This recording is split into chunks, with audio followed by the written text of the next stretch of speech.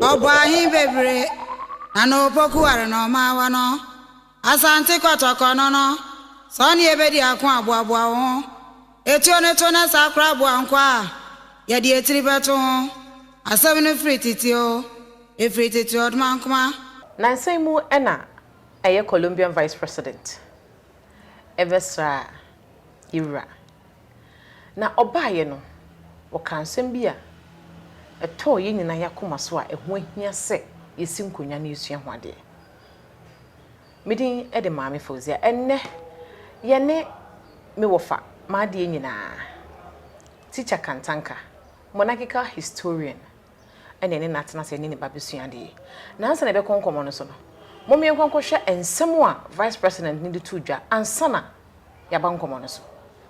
Thank you, Your Excellency the King, for allow us to be here in the kingdom, your kingdom. Me siento muy honrada y un poco nerviosa. I feel myself very honored and I have to admit, a bit nervous. Soy una mujer que me reconozco afrodescendiente. En estas tierras están las raíces de mis ancestros y ancestras. I recognize myself as an African descent. Here in this land, there are the roots of my ancestors. Ellos fueron desterrados de estas tierras hace 400 años, llevados en condición de esclavitud a América.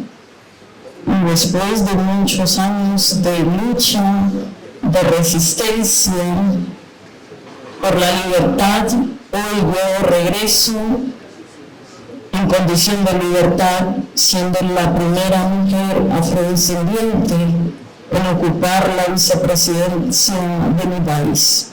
My ancestors 400 years ago left this land under very difficult conditions as slaves.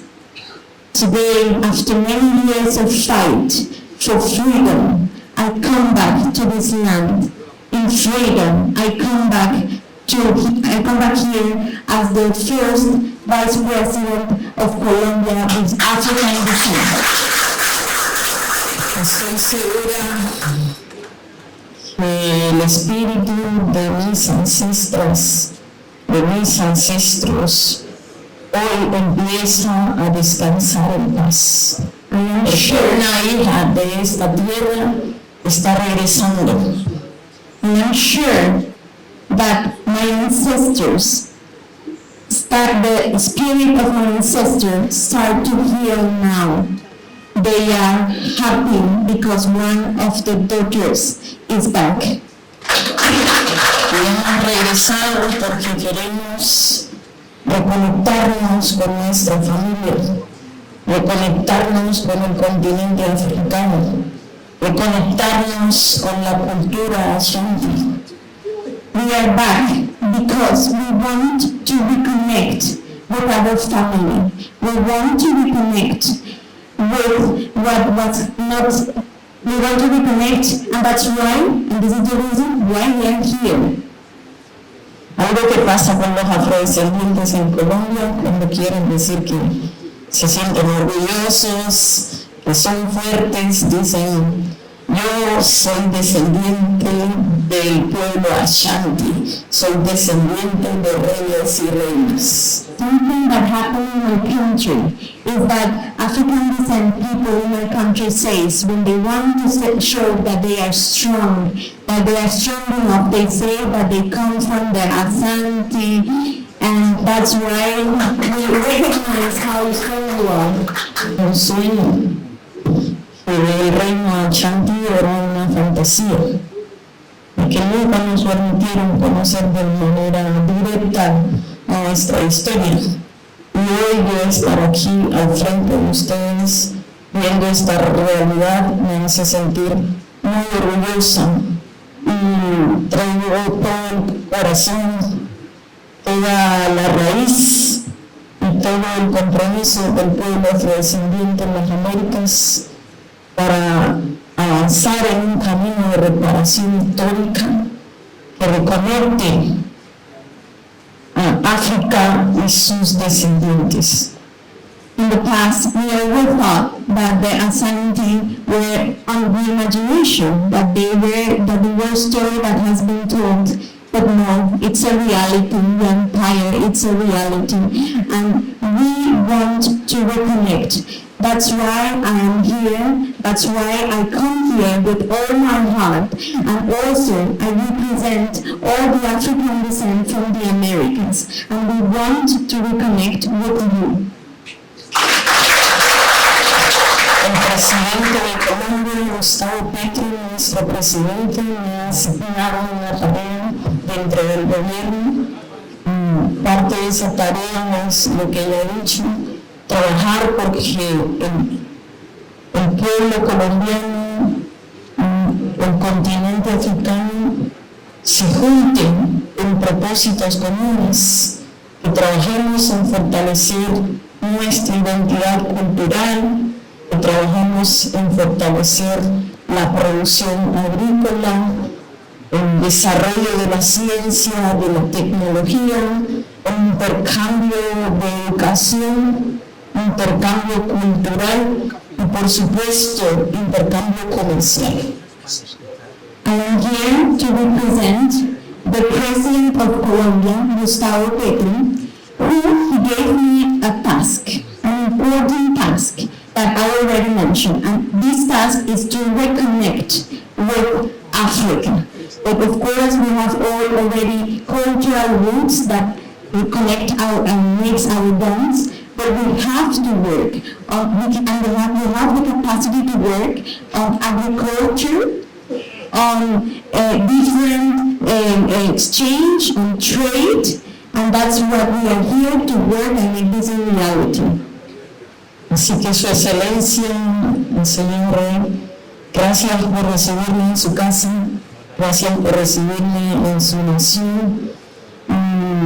Estoy feliz, soy porque somos. Your Excellency the King, I have to thank you for receiving us today, for receiving us in your land, in your kingdom. I am because we are. Soy porque somos. Asante. Opa mo watansi o. Mejo so ebru. Fashion afomo. Oko. Ye da nyame ase.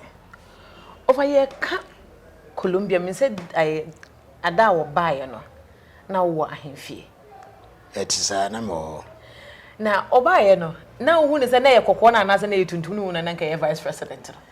Yo, empempi baby na bibefo ne abrofo edi afra no. Na ne titiru abrofo na dɔso no de. Ya na onsusu se obibini Be vice president. Nya ayi di brekase bia. Nti na ye de ye hwehwese broni abrofo na ka no ho ne nim se baako ene vice president. As a go na za baako no mo na deputy finance minister. You. Na ye ka Colombia ewe he. Yo, ye ka Colombia ye nse wiase nyina no ma chembe se enum ya mfra no continent. America na South America, Europe, ene de ka Africa. Na South America no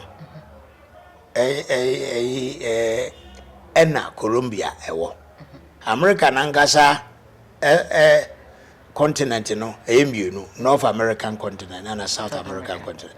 Na North America no eho na ehu amount say USA, United States of America, and Canada, and mienu and ni titru. Okay. Oba South no nso a eho no Colombia Chile ne kan amai ahodo bi nso ewo. Okay. And the Colombia no ewo wono atifi. South America no a continent no Colombia no wo atifi. Okay. In terms of Colombia mo capital Colombia. capital ye ko kan kro bi kra de kobodua Bugata na ye omu capital we de omudi na say ya asa Bugatti bi ta na hono munya Bugatti ni hono munya Bugatti na kasa ben no muka won muka Spanish neso muka Spanish de ya omomu nsemu no munya eye fa hodi ana sa pepe Spain for na womo ehye omase na so Spain for na di womo so na afi ben mu na eye Colombia for ndi omhu free Spain for nsem onum de ye keka independent ya area 19 omum de 1810 July 20th 1810 and omunya independent free Spain for nsem that's omo kasa omo kan de Spanish okay na omo population omo ye nipa dodo sen omanu ye kra ye wa se ya say 30 million enso kra say doso omo no ye 50 million ani e kire nti betimi aka say 51 million ena 51 million no kra ye ka no omo kai omo na ache enview du kra ba 2001 population census ye san ka kan bi mu a ombebro sa nti ye mfa ne say onumu anko bi kra no 50 million dia omo ye ena atuntum so dodo sen na wo yo mpempi ye ka ya tuntuma manya obohu ne se Brazil na ya ko America na ka Britain ne Holland wo mu wo tuntumfo ho pa tuntumfo a wo wo mu 51 million no mo no ye be 10 million e chire ndina je se tuntumfo wo na say na kane no na omo ne ho amo na edi eye slave dwana say enkwasum edwa yo ye kan sa o ma no enye o man a tuntumfo ehye da firi ho na mum enkwato ena di tuntumfo ekopie ho enkwato so ye nyina yitum se o man a friend Spain and Portugal na omu mpa ititiru Portugal na enti ombe fa enko afiri abibimam ha ena omde omko ayi sa kruimu Colombia yim enti omu abibifo awo Colombia ono omdoso impim dudie omu che o ma bi kura nipa population na say we so eye ye mame eye Francois ono so na ye oba tuntumu a wodi kanya obaba ye vice president of Colombia yo so hwe emra o mai nya independent na ansa na ombenya o independent no gra na abibifo ewo ho pa ho dada na omunya independent mfie 18 need 18 a so fancy 18 19 20 nene na je se mfie babura hanu eko ahasa na ormon fa bibini bia nko di break siesa ndi we a oba besra santehini ono ne oba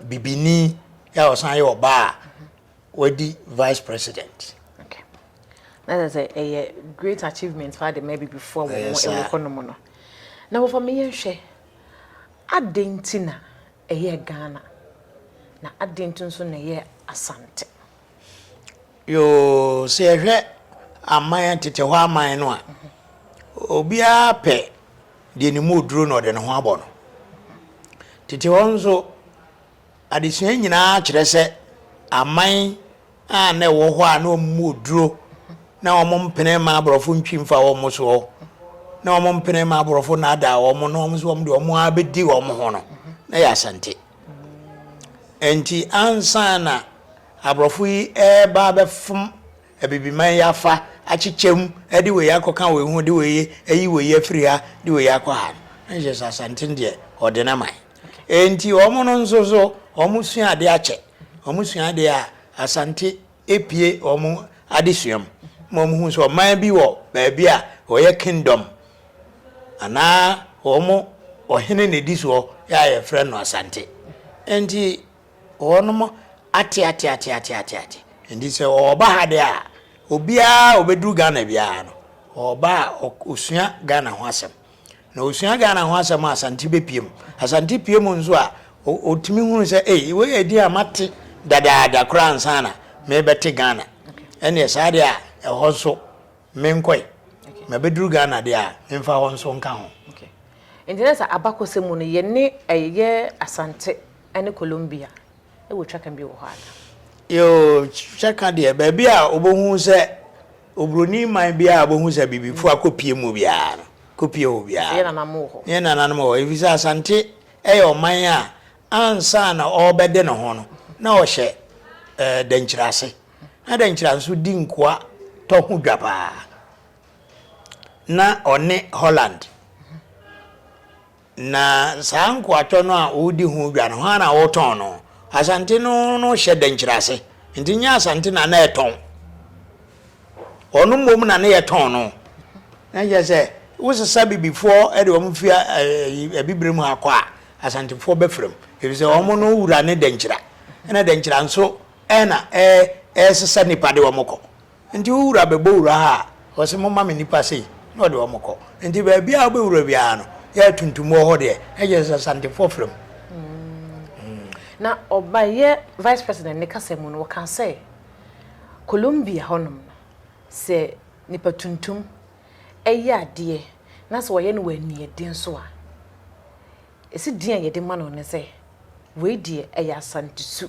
ene wada ne de yo etisa yete he nyina akra saana nkrofo dwene ene edin gu ahodo asante ewo edwam ene edin se wo di ni dwa ana ade bi ode asi nani so opeso oye ya na onu montai enye se me pe obi amena piame opeso onu mom huridi kan no oye na o mo bi a onu mom di aboa obi enti saa ene edin no na ye kan ho asem se obehu na obi twan aban adwuma no santini se da bi media me ama ye media nti saa me ama ye media ne edin no en na wo de ko ba bia ya se we de asante su ana asante ne edin na emom no wose si su people say ono di ohu no ho say wa asante ni yo mbembi wonuma kodi amanone no aya nimdie akochiri akoduru se ye fre bibi DNA saa DNA no oye bia etimi kire wo se bibi mamu no kura ofiri baa no ofiri efa ha ene baa entimi ankire wo se asante potin kura ebetimi akire wo se oye kaniba na obeduru akamfo no mu a na ono ahwe no su ene noma watete afa ne nananom ho no ri atoto ho no akase ene na kan ni a woye no ebe ya asante na ye say ade chi ade sana ahoho omufri ama ahodo so ba asante ba yewura naso no emu fadodo na ba won gitumu se anase frɛ won ho se won asantefo edi nti na ya na ma ne basa yo obia no ba bia ho hyeran bia no ya na opese oso do ho bata bi enti asante ne yeboni din so aye mondin bone kwanso enti na je se me pe ba bi de me ho abata de a ho na me de me ho beba me de me ho bebata yeti hei obia ni ho a osori a o se me ko Russia me ko India me ko we ni o tene kese pa me ko America me ko Europe me ko China kura de nro ya na ebo mu omo no paja omo ho no obi a pese ode ne ho bo omo nanso obo edin bi wo ho na obo a ebi abone ne bata ho a obi a be dwane afi ho enti so obi pese oye santini a ade a kasa kire ne se obi otene ba bie kura ofifi ansa na wahu so wo santini no ono kura oyo na ti se wa sebe oben na ti se wo dre mika na wasomu yo na yewura nso so ede na no de sem etudwa momi enhwemra ewi ana nso ye de honkom excellent Guardians are art. My people and I to welcome you today to the palace here. More so a descendant, as you claim, of Ashanti, would be here as coming to this place as Vice President of Colombia. And more so the first Afro-Colombian citizen to become the Vice President. It gladdens our heart to see one of our own coming here as the Vice President of Colombia. It is with emotion that I speak now. 400 years or so ago, when some of our ancestors were taken away through no fault of ours, going through the gate of no return. Little did we know that when it was prophesied that they were going and not to come back, here we are with you here, sitting in front of us. So that gate of no return was not to be. Therefore, we welcome you here again and know that this is your home, and we pray so that it shall be so. You have been the Vice President for about a year or so, but I know this is about the second trip to Africa. That is your desire to come back to your ancestry. I know you made the first trip to South Africa and other places. And today you are in Ghana. The first trip was to Africa. The second one is to home.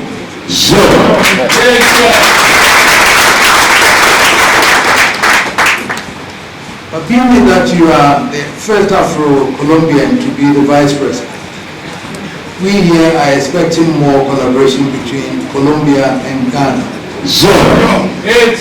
With your own background in agriculture and mining and an environmentalist, we believe strongly that your weather and our weather, the agricultural systems are the same. And therefore, who better for us to communicate through when we have our daughter as the Vice President? We believe strongly that with you there, Ghana and Africa would have a voice in Colombia. Who has to also be our promoter? You. So that we can engage investments from Colombia to Ghana and Ghana to Colombia. Which should be a win-win situation for all of us. So that in the field of mining, environmental degradation that you fought for, you started being an activist when you were 13 years.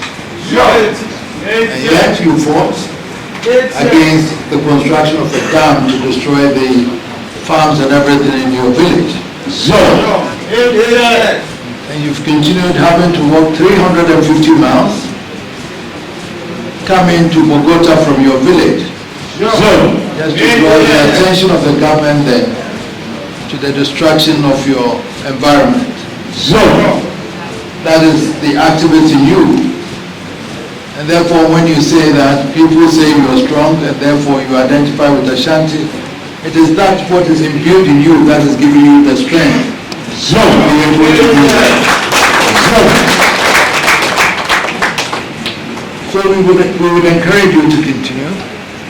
We would encourage you to be a symbol of Africa in Colombia. We would encourage you to be the symbol of Ghana in Colombia.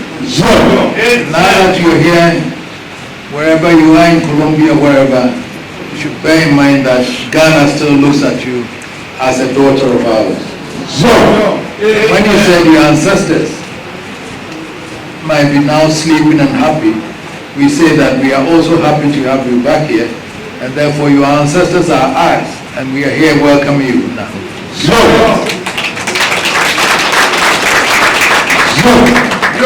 So we want to assure you with pride and with emotion that yes, 400 years you left us. You have benefited from the 400 years in Colombia, and now you are here for us to build together what the two countries can do. And therefore, we assure you that you have our support and prayers whilst you're there to be very successful as the Vice President and the first Afro-Colombian to be successful.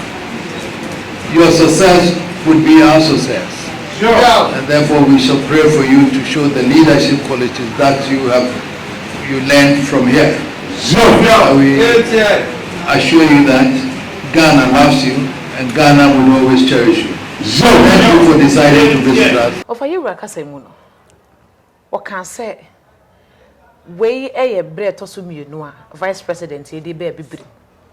Then so we a bread kanya, what they a beefy. Na say you Rakasemuno, what J Vice President say, why an Anna Procope. You an Ukrainian, service will be cry.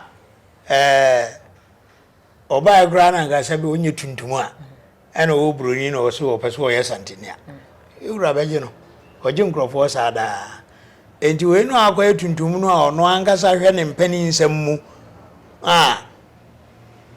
ofiri asante no na wo se ofiri ha wabafia ode obaje na wa watu enti oje no a ena kwanso enti hwe omunkomodie mu anase ensam omodi tu ensam a ye Vice President ndi tu dwa ene de yewura so de tato na wo hwa ebe metwaka bia ba beda asante titiru ne Ghana ne Colombia ntemo na ebe ba dodo obae no omo ye oman a sebe omo eni hia sa omo pagya omo aduru akiri anti omo no edi bibi eba ne nso edi bibi bako sebe yasene nkonwa kura na yede kwa ne ma omote asese akonwa we na sikiri ni yenwono ntoma na yede kwa na efize kente no ne edinkra ene de keka ho akuni ntoma na yede kwa yenso ye wo bibia yede beko na emom ono amfa no ho ama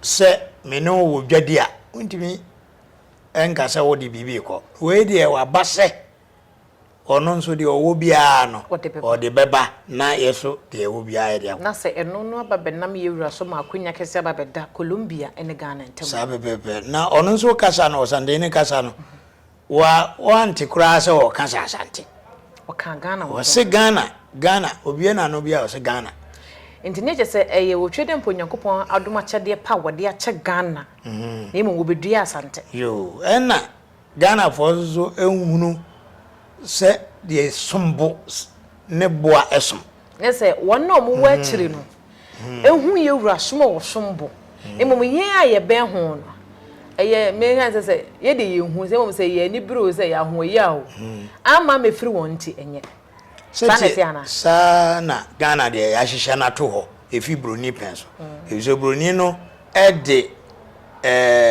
mentime ho ase ena beto Ghana fo aka nyina o ka ombo mu ena asante so ejina efa baabi ena broni kota ho no ma aka nyina achi editi asante ondi obroni no koye no ena odane ma ebibifo before nso aba enso ebeto abroni de enso eye ma no broso kwa eye ma ne ye tanko nti eno na politics for de omukure mu na enso omonka omampani Rollins eno osi sende pa na nka me o san aba bie mu a nka oni asante ho abro enso aseye wie say we se de ezi hye bim pam ne de na se anim kro na na ekro kese na nso na eye ofo we de na ka ye de si ne so fa kakra ntwamu za dan eye empanyufo mienu ne ba yura na so ga empanyufo ebe se yura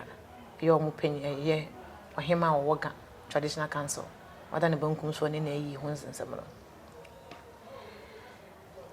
chaka kitwa be ne da eye ga ene asante ntem de kituwe bi ne fa so yo ene hu be ne hienti a omo ebesi yura sade e ka no politics for mpempi omo kekan ni patribom enti omo akeka gafo ene engrofo e ka gano ho no akire akeka nsama gu omo trimu a mana ko yese omo ne asante ewo a time bi da won tem tebi wa bra bibia ni ho sa enye ne kresa enti we no aba no ebema wiase ana Ghana titiriu ahu se da bi hwi ni ho nti afi de obi kan bibia umiem pranto nchai na je se ne ebre aso se eye nananom ekenyekenya omo keka omo hu bomu na won ye won adwene ye se omo mma amanyofo ne mewura won ntem emese won ntem na omo ntem ne nyente sede na kane no omo te ansa na dodo amamu amra bata ho ne eba na ana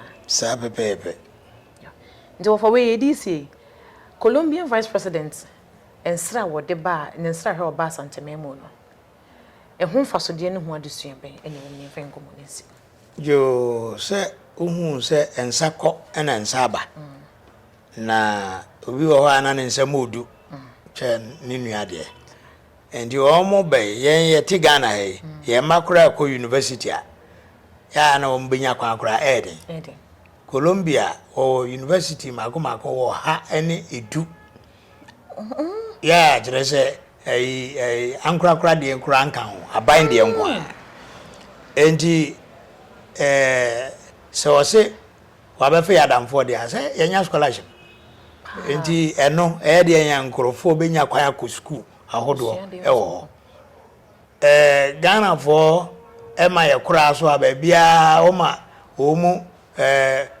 1 million kura o mutimi ebe san krata age ndi se eno so abeka ho se ye pe ba bia o mu nso ekoye nim kakra se bia mfudie ne agriculture honiama ne ye nyina no o mu ne ebe ye wo ba bi eno ma pi ya o mu ye betimi ne o ma ya bom yo ene ye beda se pa se ne bo opunu so je yeso esu me demas enne aha ne ye desua ne nyina esi megidi se wani age ho aye wo den so so eni so ba so sponsor ya fa number na egu ase no na ye no wo eni ho enkomo enne ye ne me wo fa ma de nyinara teacher Kantaka Mornachical historian enene ye no no ebesua de megidi ye se wani age ho midin de ba akopɛ efa me maame Fozia otwede mpo nyankopɔn ya adoma ye bese hia tani ba akopɛ a media santesem ono ane me a